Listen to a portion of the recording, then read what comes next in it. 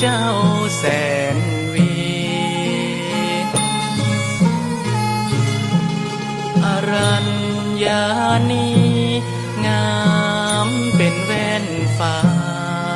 หูบห่างคิงผมนานมคลี่อาไขว้ปืนแผ่นลา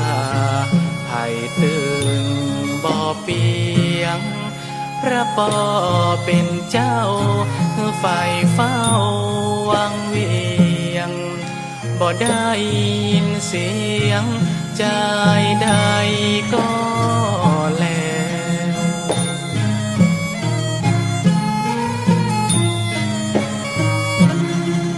วิบากปางหลังตัวอย่างน้องแก้วบอกกากาดแก้วติดจองมาเถิงผู้สนห่วมจาดหยาดน้ำมาเติงได้ปังปากกูน้องเน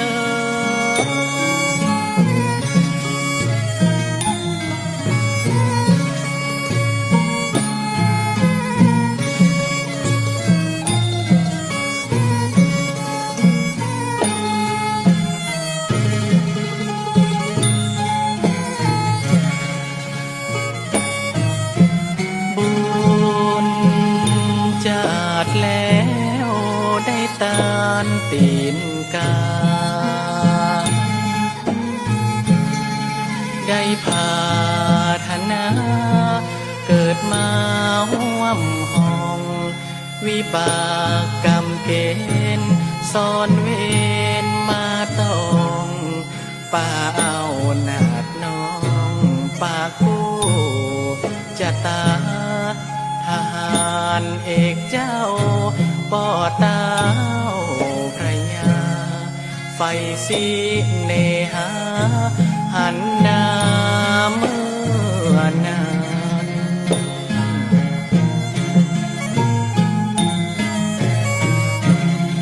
ได้สมใจใจและนายน้องจันฟ้ากันไกลขวงอาณานางเป็นดังแก้วเลิศแล้วเวหากาบอกวนดินตามก้อยเน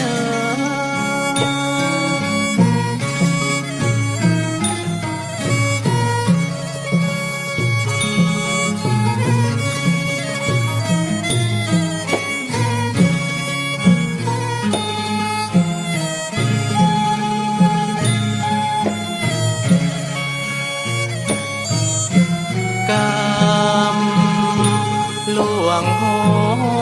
ยินสู่ปิดตาจึงต้องอาจญาอุทธรห้อนใหม่แต่มจะอยู่ไปนางก็อยู่บ่ได้หนีเข้าป่าไม้ป่าใหญ่ดงนางด้วยความหักล้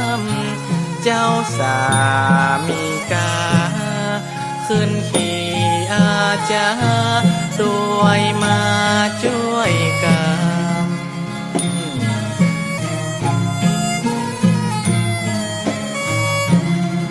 มาฮอดมาแผ่วเนินแนวเถื่อนทำทหารเจ้านักล้ำตัวมานางเขาสอนเล่นลับเหลี่ยมเห็นพาใจน้องนาจะแตกมั่งเนอ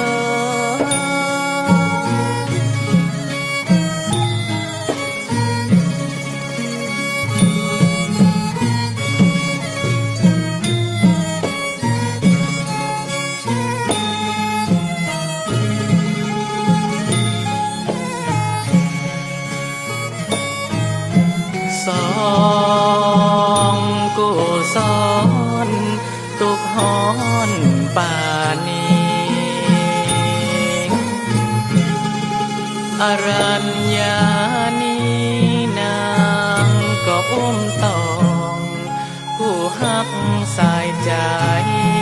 อาลัยไฟของอาศัยแห่งห้องเปี่ยวปองมันคามีวันหนึ่งนั้นน้องจันโศกาหัวฮักจะกล้าไปซอกหาลูกไม้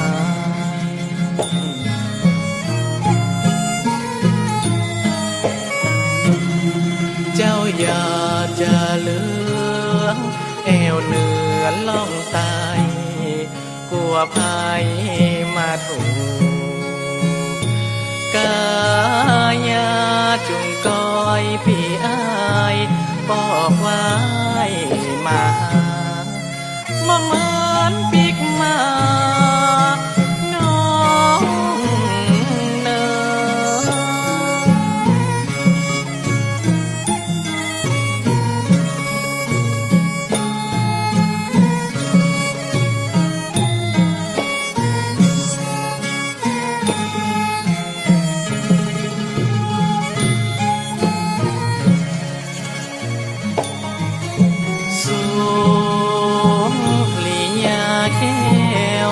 หลับแล้วเปียงตา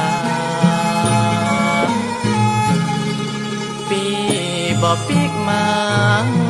สู่ผาดธรรมกัดอกตันพิงปอนวิ่งใจลำเมื่อคำนางอืออุ้มลูกได้เดียวเมยเมฆฟ้าปอมเขาเขียวเหมือนไฟแสนเปียวไม่หัวอกน้องไทย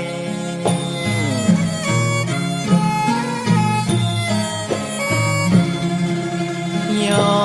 มือสางเตวาเหนือใต้อุ้มลูกห้ำหายเวว่าฝากกำขายขี้ยาแห่งคาเช่นฟ้าดินแตกมังเนือง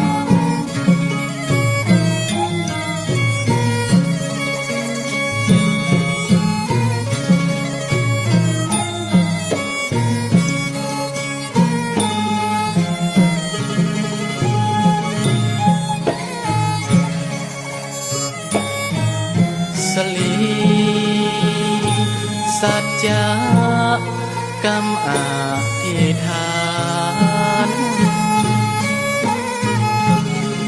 นางได้วอนวานไว้สาเมื่อนานได้เล็งหันแล้วใจนางเตี้ยงมันเตว่าอยู่จันอินพรหมสั่งเวทนาหนักแน่นแห่นทมเนรมิตกำลมสมใจน้องลา